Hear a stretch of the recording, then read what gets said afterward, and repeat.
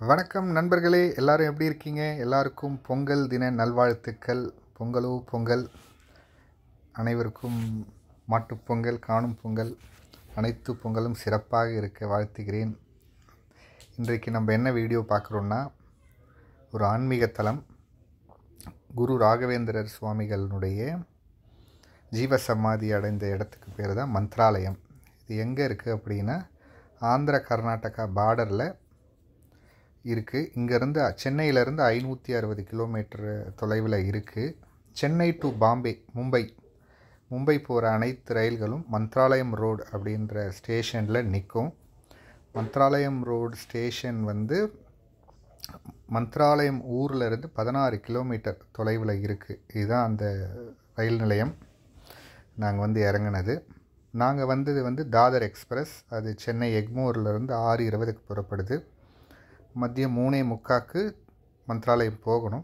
ஆனால் 1/2 hour டிலேவாக போனதுனால இங்கேருந்து நீங்கள் டிரான்ஸ்போர்ட்டேஷன் அப்படின்னு பார்த்தா அங்கே இருக்கிற ஆட்டோ இல்லைன்னா அந்த நார்மல் இந்த மாதிரி ஒரு குட்டி ஆட்டோ இல்லைன்னா இது இருக்குது கேப் சர்வீசஸ். நீங்கள் ஷேரிங்கில் போனீங்கன்னா ஒருத்தருக்கு 50 ரூபா, ஒரு ஆட்டோவாக எடுத்துகிட்டு போனீங்கன்னா 400 to 500 rupees. இன்னும் டிசையர் மாதிரி கார் எடுத்திங்கன்னா 500 ரூபா கேட்குறாங்க. அப்புறம் இன்னோவா மாதிரி எடுத்திங்கன்னா 700 rupees. ஒரு 20 minutes to 1/2 hour ஆகுங்க. இந்த மாதிரி வயல்வெளிலாம் வரும். ஒரே மிளகா தோட்டமாக இருக்கும். காஞ்ச மிளகா ஆந்திராவுக்கு ரொம்ப ஃபேமஸ். அப்புறம் வேர்க்கடலை இதெல்லாம் போடுறாங்க. இப்போ தான் கொஞ்சம் கொஞ்சமாக டெவலப் ஆகிட்டுருக்குங்க. நான் ஒரு 25 years 25 வருஷமாக போகிறேன். இந்த ஊரை கடந்து தான் போகணும். இப்போ அந்த வெள்ளை கலர் வெஹிக்கிள் போகுது பார்த்திங்களா, அந்த லெஃப்ட்டு போனால் ரெய்ச்சூர், அது கர்நாடகா. அங்கே துங்கபத்ரா ரிவரை தாண்டினதுக்கப்புறம் ரெய்ச்சூருன்ற ஒரு டிஸ்ட்ரிக்ட் வந்துடும். நம்ம இதையும் தாண்டி ஸ்ட்ரைட்டாக போனால் மந்த்ராலயம் வரும். மும்பையிலேருந்து நிறைய ட்ரெயின்ஸ் இருக்குதுங்க. சென்னையிலேருந்து நிறைய டைமிங்ஸ் மாற்றிட்டதுனால எல்லாம் அன்டைமுக்கு போகுதுங்க. பஸ் ஃபெசிலிட்டிஸ் கொஞ்சம் கம்மியாக தான் இருக்குது. இதுதான் நாங்கள் தங்கின லாட்ஜ். இப்போ வந்துட்டோம், விஜயேந்திரா லாட்ஜ். நாங்கள் பொங்கல் டைம் முன்னாடி போனதுனால கொஞ்சம் கூட்டம் அதிகம். நிறைய கர்நாடகா மக்கள் இருந்தாங்க. ஒரு ரூம் டபுள் பெட்ரூம் 3000 ரூபா. முன்னாடிலாம் கொஞ்சம் கம்மியாக இருந்துச்சு, இப்போ கொஞ்சம் விலை ஏற்றிட்டாங்க. இதுதாங்க என்ட்ரன்ஸ். அந்த ஆர்ச்சு, அந்த ஸ்ட்ரைட்டாக ரெட் கலரில் தெரிகிற பில்டிங் தான் குரு ராகவேந்திரர் ஜீவசமாதி அடைந்த இடம். இப்போ புதுசாக ரெனோவேட் பண்ணியிருக்கிறாங்க 6 monthsக்கு முன்னாடி. இதெல்லாம் கொஞ்சம் நார்மலாக தான் இருந்துச்சு. இப்போ ரொம்ப பிரம்மாண்டமாக பண்ணிட்டாங்க. இந்த சுவர்கள் எல்லாமே அனைத்து அவதாரங்களையும் அவங்க பிக்சரைசேஷன், அதாவது படத்தில் காமிச்சு வரைஞ்சிருக்கிறாங்க. இங்கே ஸ்ரீராமர் சிலை இருக்குங்க, ரொம்ப அருமையாக இருந்துச்சு. அதுக்கு கீழே இதுக்கு ரெனோவேஷன் பண்ணுறதுக்கு முன்னாடி, புதுப்பிக்கிறதுக்கு முன்னாடி அந்த கோயிலுக்கு வாசலில் ஒரு ராகவேந்திரர் அங்கே உட்காந்துருக்கார் பார்த்திங்களா, உங்களுக்கு தெரியும் ராமருக்கு கீழே. இந்த ராகவேந்திரர் சிலை தான் அங்கே இருந்துச்சு. அது ரொம்ப ஃபேமஸ். எல்லோரும் அங்கே நின்று ஃபோட்டோ எடுத்துகிட்டு இருப்பாங்க. இப்போ அதை எடுத்துகிட்டு இங்கே ராமருக்கு கீழே வச்சுருக்காங்க. ஜொலிக்குது பார்த்திங்களா கோயில், அயோத்தி மாதிரி. இது இப்போ தான் ரெனோவேஷன் பண்ணியிருக்கிறாங்க. ஒரு தடவை கோயிலினுடைய ஒரு பகுதியே துங்கபத்ரா ஆறில் ஃப்ளட்டு போயிடுச்சு. இப்போ எல்லாம் புதுப்பிச்சு ரொம்ப பிரம்மாண்டமாக இருக்குது. போனீங்கன்னா நீங்களே ரொம்ப மெய்சிலிப்பீங்க. வலது பக்கம் பார்த்திங்கன்னா ஒரு சுவாமிகளினுடைய பிக்சரைசேஷன் இருக்குது. இந்த லெஃப்ட் சைட்ஸ் பார்த்திங்கன்னா ஒரு அவதாரங்கள் இருக்குது. மச்ச அவதாரம், கூர்ம அவதாரம், எல்லா அவதாரங்களையும் பிக்சரைசேஷன் பண்ணி என்ன பண்ணாங்க அப்படின்றது ரொம்ப அழகாக போட்டிருக்காங்க. நல்லாயிருக்கு. நீங்கள் ஃப்ளைட்டில் போகணுன்னா ஹைதராபாத் தான் நியரஸ்ட் ஏர்போர்ட். இல்லை பை ரோடு போகணுன்னா 10 hours கிட்ட ஆகிடும். ரோடு நல்லா தான் இருக்குது, நீங்கள் ரோட்லேயும் போகலாம். பட் மோஸ்ட் ப்ரிஃபரபிள் எல்லோரும் ட்ரெயினில் தான் வராங்க. இப்போ மும்பை எக்ஸ்பிரஸ், மும்பை மெயில் நைட்டில் இருந்ததெல்லாம் டைமிங் மாற்றினதுனால விடிய காத்தால் 4 மணி 3 மணி அந்த மாதிரி ஆகிடுது. நீங்கள் அதெல்லாம் கொஞ்சம் பார்த்துட்டு போங்க. ஏன்னா டிரான்ஸ்போர்ட்டேஷன் ஒரு 16 kilometers அபேண்டடாக இருக்கும். அது மட்டும்தான் ஒரே ஒரு குறை. இங்கெல்லாம் சேஃப்டிக்கு பிரச்சனை இல்லைங்க, அதெல்லாம் நல்லா இருக்குது. குரு ராகவேந்திரர் எல்லாருக்கும் தெரிஞ்சிருக்கும். தமிழ்நாட்டில் புவனகிரின்ற ஒரு இடத்துல பிறந்தவர். மாதவா கம்யூனிட்டியை சேர்ந்தவர். அவர் வந்து சிறு வயதிலேயே ரொம்ப குழந்தை சரஸ்வதியினுடைய அருள் பெற்று மதுரை மீனாட்சி அம்மன் கோயிலில், அப்புறம் அங்கே ஆண்ட நாயக்கர்ஸ் இவங்க கிட்டலாம் 17வது செஞ்சுரியில் அவ்வளோ அருள் பெற்று பாடல் பாடி வீணைகள் வாசித்து ரொம்ப பிரசித்தி பெற்று அப்புறம் அவர் துறவி ஆயிட்டார். இல்லற வாழ்க்கையை திறந்துட்டு அவர் அந்த குருக்கு சிஷியராக போய் சேர்ந்துட்டார். அப்புறம் அந்த குரு இறந்து போனதுக்கப்புறம் இவரை தான் குருவாக்கிட்டாங்க. அதுக்கப்புறம் அப்படியே வந்து அவர் சந்நியாசம் போக போக போக போக அப்புறம் நிறைய அவருடைய வாழ்க்கையில் அதிசயங்கள் பண்ணியிருக்கிறாரு. அது குரு ராகவேந்திரர் படத்துலேயே ரஜினிகாந்த் நடிச்சிருக்காரு. அதை பார்த்தா உங்களுக்கு புரியும்.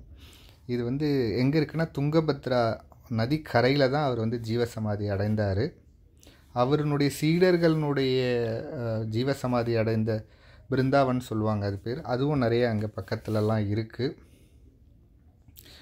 இங்கே பார்த்திங்கன்னா இப்போது சங்கராந்தின்னு இதில் சொல்லுவாங்க ஆந்திராவில். அந்த ஃபங்க்ஷன்னால் இப்போ இன்னும் கொஞ்சம் நல்லா லைட்டிங்லாம் போட்டு நல்லா கலர்ஃபுல்லாக இருக்குது. ஆனால் நாங்கள் வந்த டைமில் நல்ல கூட்டம். இங்கே கோயில்லையே வந்து அக்காமடேஷன்லாம் இருக்குது. நீங்கள் ஆன்லைனில் SRS மாத்திரான்னு போட்டிங்கன்னா ஆன்லைன்லேயே நீங்கள் சேவாக்கு புக் பண்ணிக்கலாம். பிறகு நீங்கள் தங்குறதுக்கும் ரூம் இருக்குது. 30 டேஸ்க்கு முன்னாடி ஓப்பன் பண்ணுவாங்க ஆன்லைனில். நீங்கள் அதுவும் புக் பண்ணிக்கோங்க. நீங்கள் இந்த மாதிரி டைமில் வந்தீங்கன்னா சுடு தண்ணிலாம் அவங்களுடைய இதில் கொடுக்கும்போது கொஞ்சம் கம்மியாக கொடுப்பாங்க. நீங்கள் அதெல்லாம் கொஞ்சம் பார்த்துக்கணும். மற்ற வகையில் இங்கே ஒரு மாமி மெஸ் இருக்குது. அது தமிழ்நாட்டு ஹோட்டல். அதில் நீங்கள் நல்லா சாப்பிட்டுக்கலாம். பட் மற்ற வகையிலேயே ஆந்திராவில் சாப்பாடுக்கு பிரச்சனை இல்லைங்க. தமிழ்நாட்டுக்காரங்களுக்கு அந்த சாப்பாடு பிடிக்கும். பிறகு இங்கே பார்த்தீங்கன்னா உங்களுக்கு ஒரு அந்த சிவன் இது மற்ற எல்லா ஃபோட்டோஸும் ரொம்ப பிரம்மாண்டமாக இருந்துச்சு. அழகாக இருக்குங்களே. ஸோ உங்களுக்கு காலையில் 5-6 மணிக்கு கோயில் திறந்துடுறாங்க. அப்புறம் 1 மணி வரைக்கும் இருக்கும். அப்புறம் 1:30-2 மணி வரைக்குமே இப்போ திறந்துருக்காங்க. அப்புறம் 4 மணிக்கு திருப்பி திறப்பாங்க. திறந்துட்டு அதுக்கப்புறம் தேர் பிரகலாதாவை தான் அவங்க கோயிலுக்குள்ளே இருந்து 4 வகையான தேர் வச்சுருக்காங்க. உடன் சேரியட், உடன் தேர், அதாவது தேக்கு இதில் செஞ்சுருக்காங்க சந்தன மரத்தில். அப்புறம் வெள்ளி, அப்புறம் தங்கம், அப்புறம் பஞ்சலோகம். நீங்கள் இந்த தேரை இழுக்கிறதுக்குன்னு தனியாக நீங்கள் சேவை இருக்குது. அதுக்கு முன்னாடியே நீங்கள் பே பண்ணிட்டீங்கன்னா உங்களுக்கு ஒரு தேதி வந்து அலோகேட் பண்ணுவாங்க. அந்த தேதிக்கு நீங்கள் வந்தீங்கன்னா பிரகலாதாவை நீங்கள் வந்து தேர் வலம் இழுத்துட்டு போகலாம் கோயிலுக்குள்ளே. இப்போ வர்றது வந்து சந்தன மரத்தில் செஞ்ச இதில் தான் அவர் போயிட்டுருக்கார். இங்கே பார்த்தீங்களா கூட்டம் எவ்வளோ இருக்குன்ட்டு. இது ஒரு சனிக்கிழமை.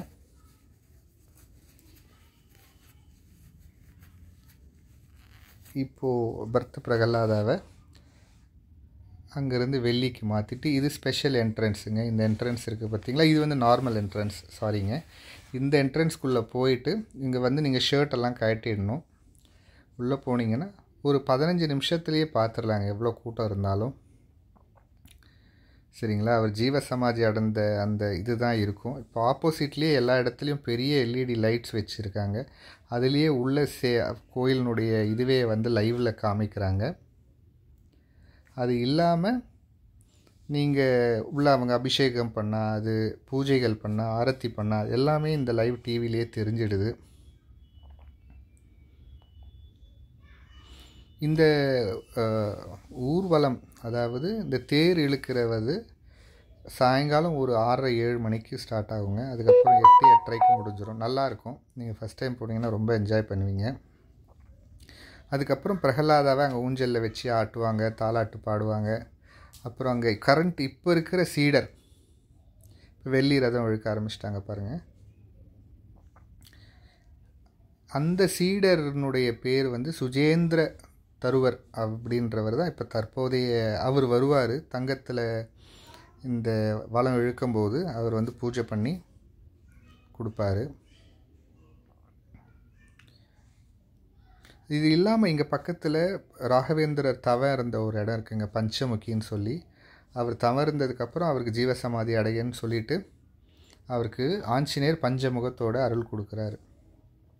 அது இங்கேருந்து ஒரு 1/2 மணி நேரம். நீங்கள் முடிஞ்ச வரைக்கும் ஒரு நல்ல ஆட்டோவில் போங்க, ஏன்னா ரோடெலாம் சரி இருக்காது. அது ஒரு அட்வைஸ் உங்களுக்கு. தனி வண்டி எடுத்துக்கோங்க. ஷேர் ஆட்டோலலாம் போகாதீங்க. என்னுடைய அட்வைஸ், காசு இருந்ததுன்னா. இல்லைன்னா ஷேர் ஆட்டோவில் போங்க. அப்புறம் பிச்சாலின்னு ஒரு இடம் இருக்குது. பிச்சாலின்றவர் தான் ராகவேந்திரருக்கு அப்புறம் இருந்த இன்னொரு சீடர். அவர் தான் வந்து அங்கேருந்து, அதாவது அவர் அந்த கரையில் இருக்கும்போது இவருக்கு ஜீவசமாதியை பண்ணிவிடுங்கன்னு சொல்லிவிட்டு அவர் வேறு ஊரில் இருக்கார். அப்போ ஜீவசமாதி அடையிறதுக்காக அவருக்கு எல்லாம் புறப்பாடுகள்லாம் செஞ்சுட்டு இருக்கும்போது அவரால் வர முடியல. ஏன்னா துங்கபத்ரா ஆற்றுல அவ்வளோ தண்ணி போகுது. இப்போ அவர் அங்கேருந்து பாடுறாரு, கடவுளே என் குருவை என்னால் கடைசி வரைக்கும் பார்க்கவே முடியலையேன்னு. அப்போது கடவுள் என்ன பண்ணுறாரு, அந்த தண்ணியை விலக்கி அவருக்கு வழி கொடுக்குறாரு. ஸோ அங்கேருந்து அவர் ஜெபம் பண்ண இடத்துல ஒரு மண்டபம் மாதிரி வச்சுருக்காங்க. அதையும் போய் பாருங்கள், பிச்சாலி. அதுவும் பக்கத்தில் தான். இதுக்கெல்லாம் நீங்கள் ரேட்டு பேசிகிட்டே ஒரு வண்டி எடுத்துக்கலாம். திருப்பி கொண்டு வந்து கோயில்கிட்டே விட்டுருவாங்க. நிறைய ஹோட்டல்ஸ் இருக்குது, ப்ரைவேட் ஹோட்டல்ஸ். முடிஞ்ச வரைக்கும் அங்கே அவங்களுடைய மடத்துலேயே புக் பண்ணுங்கள். இப்போது உங்களுக்கு ரதம் தெரியுது இல்லைங்களா? இந்த ரதத்துக்கு அப்படியே இடது பக்கம்தான் வந்து உள்ள மூலவர், அந்த சுவாமி ராகவேந்திரர். இப்போ பார்த்தீங்களா, அவர் தான் வராரு பாருங்கள். இவர் தாங்க தற்போதைய சீடர், மடாதிபதியினுடைய சீடர். மடாதிபதிகள் அவ்வளோ சீக்கிரம் வரமாட்டாங்க. குறிப்பிட்ட சில சமயங்களுக்கு வந்துட்டு அப்புறம் திருப்பி போயிடுவாங்க. அவங்களுக்கு நிறைய கோயில் காரியங்கள்லாம் இருக்குது. இது முழுக்க முழுக்க கன்னட மொழி தாங்க இங்கே பேசுகிறாங்க. கன்னட மொழி அண்ட் அதுக்கப்புறம் தெலுங்கு. தமிழ் மொழி நிறைய பேர் இங்கே பேசுவாங்க. அதனால் நீங்கள் நம்ம போனால் அங்கே மொழி தெரியாமல் போய்டும். எல்லாருக்கும் தமிழ் தெரியும். இங்கே இருக்கிற குருக்கள் உட்பட எல்லாருக்கும் தமிழ் தெரியும். அதனால் நீங்கள் கவலையே பட வேண்டாம். நீங்கள் எங்கே வேணால் தமிழ் பேசுனீங்கன்னா எல்லோரும் உங்களுக்கு உதவி பண்ணுவாங்க. இதற்கப்புறம் இவருக்கு முன்னாடி ஒரு 5-6 தலைமுறைகள் குருவாக இருந்தவங்க, மடாதிபதியாக இருந்தவங்கெல்லாம் அவங்களுடைய பிருந்தாவன்லாம் இங்கேயே வச்சுருக்காங்க பக்கத்தில். இப்போ நீங்கள் படத்தில் பார்த்தீங்கன்னா டெல்லி கணேஷ் இருப்பார் பார்த்தீங்களா, அவர் தான் அவருடைய முக்கியமான சீடர். அவருடைய பிருந்தாவன் வந்து ராகவேந்திரர் பக்கத்துலேயே வச்சுருக்காங்க.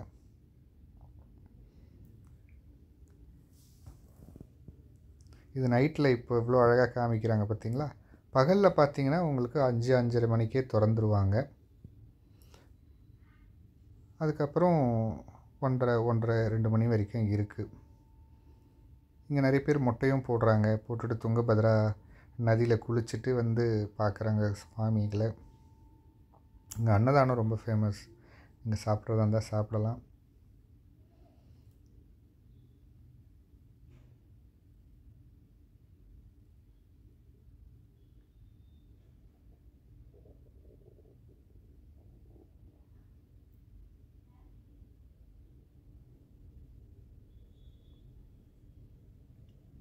இப்போ அவர் வர்றதுக்காக தான் இந்த போலீஸ், துப்பாக்கி ஏந்திய போலீஸ்லாம் இருக்காங்க.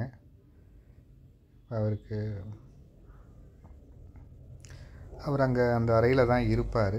இங்கே நிறைய சேவைஸ் இருக்குங்க, நிறைய சேவைகள் இருக்குது. நீங்கள் காலையில் போனீங்கன்னா 5-6 மணிலேருந்து சேவைகள்லாம் ஸ்டார்ட் ஆகிடும். நீங்கள் பூஜைக்கு கொடுக்குறது எல்லா பூஜைகளும் காலையில் கொடுக்கலாம். துலாபாரம் இருக்குது, அது கொடுக்கலாம். அன்னதானத்துக்கு கொடுக்கலாம். நிறைய கடைகள் இருக்குது, பொருட்கள் வாங்கலாம். நீங்கள் இந்த கோயிலுக்காக வரணும் அப்படின்னு நினச்சிங்கன்னா, நீங்கள் இல்லை ரொம்ப நான் மற்றவங்களாம் சுற்றி பார்க்குற இடம்லாம் எனக்கு நிறைய வேணும் அப்படின்னா, இங்கேருந்து 5 ஹவர்ஸில் வந்து ஹோஸ்பேட்டுன்ற கர்நாடகா ஸ்டேட்டில் ஹம்பின்ற ஒரு இடம் இருக்குது. நீங்கள் ஹம்பி போய் பார்க்கலாம். ஹம்பி ஒரு அருமையான இடம். மினிமம் ஒரு 3 நாள் ஆகும். நான் எல்லாமே நடந்து தான் சுற்றி பார்க்கணும். இல்லைனா சைக்கிளில் போகணும். இல்லைனா நீங்கள் வாடகைக்கு ஒரு காரோ இல்லை ஆட்டோவோ எடுத்துட்டிங்கன்னா ஒரு இடத்துல அவங்க நிறுத்திடுவாங்க. நீங்கள் அதெல்லாம் சுற்றி என்ன ஹம்பி அப்படின்னா, இதுவும் துங்கபத்ரா நதிக்கரையில் அமைஞ்ச ஒரு சாம்ராஜ்யம், கிருஷ்ணதேவராயருடைய சாம்ராஜ்யம். அவர் ஆண்ட அந்த ஆட்சி புரிஞ்ச அவர்களுடைய பேலஸ், ராணிகள் தங்குற இடம், அவங்க வணிகம் பண்ண அந்த மார்க்கெட், வணிக சந்தைகள், கோயில்கள். ஹம்பி இன்னும் ஃபேமஸ் எதுக்கு அப்படின்னு பார்த்தீங்கன்னா, ராமர் வனவாசம் வந்தப்போ வாலியும் சுக்கிரவனும் இங்கே தான் இருந்தாங்க. ஹனுமான் பிறந்த இடம் இந்த துங்கபத்ராக்கு பக்கத்தில் அனுமனஹல்லின்னு ஒரு இடம் இருக்குது. மலை மேலே தான் அனுமார் கோயில் இருக்குது. அங்கே தான் அவர் பிறந்தாருன்னு சொல்கிறான்னு நான் போய் பார்த்துருக்கேன். ரொம்ப அருமையாக இருக்கும். நீங்கள் டிசம்பர், ஜனவரி, பிப்ரவரியில் போனீங்கன்னா வெதர் ரொம்ப அருமையாக இருக்கும். நீங்கள் நடந்து சுற்றி பார்க்குறதுக்கு ரொம்ப ஏதுவாக இருக்கும். இது எல்லாமே யுனெஸ்கோ ஹெரிட்டேஜ் சென்டர். நீங்கள் முகலியார்கள் வந்து எப்படிலாம் வந்து அதை அழிச்சிருக்காங்கன்றதையும் பார்க்கலாம். ஒரு சிலை இருக்கும், சிலையினுடைய மூக்கை உடைச்சிருப்பாங்க. அவ்வளோ பெரிய விநாயகர் சிலை இருக்கும், அதெல்லாம் மூக்கை உடைச்சிருப்பாங்க. இதெல்லாம் நீங்கள் வந்து ஹம்பியில் சுற்றி பார்க்கலாம், நல்லாயிருக்கும். அங்கே நவ பிருந்தாவன் இருக்குது. நவ பிருந்தாவன்னா 9 சீடர்களுடைய பிருந்தாவனம் இருக்குது. அதுலேயும் பூஜை நிறைய பேர் கொடுக்குறாங்க, அதையும் ரொம்ப ஃபேமஸ்ஸு. நீங்களும் அங்கே போனீங்கன்னா பூஜைக்கு கொடுங்க. அதுவும் துங்கபத்ரா நதிக்கரையில் தான் இருக்குது. பரிசலில் போகணும் அந்த இடத்துக்கு. இதாங்க பகலில்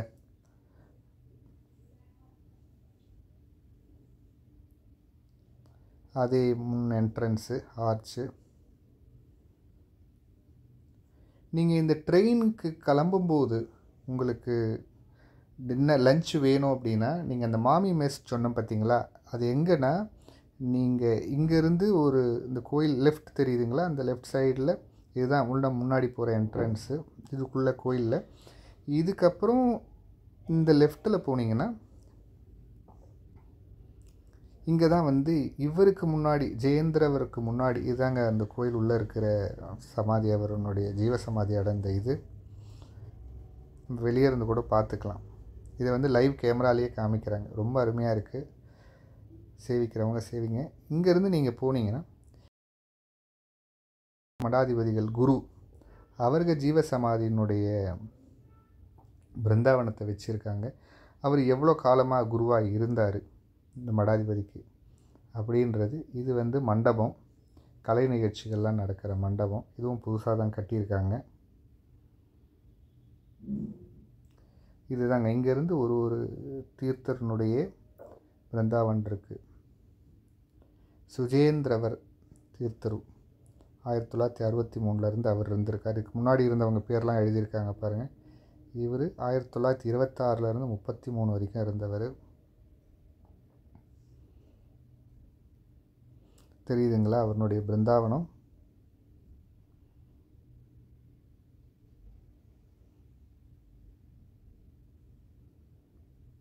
நிறைய பேர் இதெல்லாம் பார்க்குறது இல்லைங்க, அப்படியே வந்துடுறாங்க. இதெல்லாம் போய் பாருங்கள், ஏன்னா அவ்வளோ பவர்ஃபுல். எதனால் அப்படின்னா, இவங்கெல்லாம் குருவுக்கு வந்து சேவை செஞ்சு இவங்களும் குருவாக இருந்து ஜீவசமாதி அணைஞ்சவங்க சில பேர், இறந்ததுக்கப்புறம் பிருந்தாவனம் ஆனவங்க சில பேர். அதனால் இவங்களுக்கும் நிறைய பவர் இருக்குது.